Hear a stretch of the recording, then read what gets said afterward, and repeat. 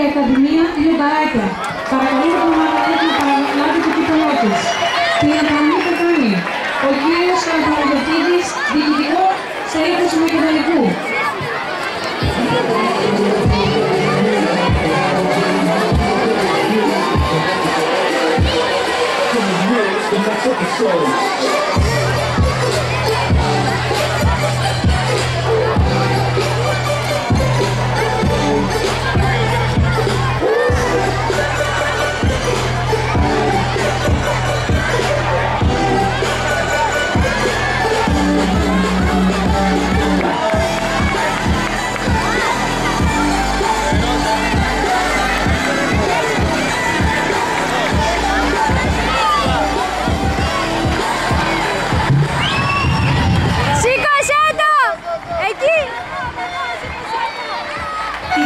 Θέση κατέλαβε ο Μακεδονικός με το τμήμα Pro Junior 1.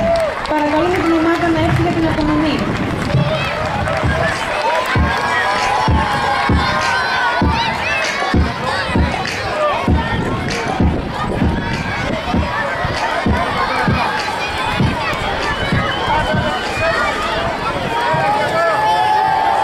Την πρώτη θέση κατέλαβε ο Μακεδόνιος μου, που όμως αποσιάζει λόγω του ΜΟΑ της Θεσσαλονίκης.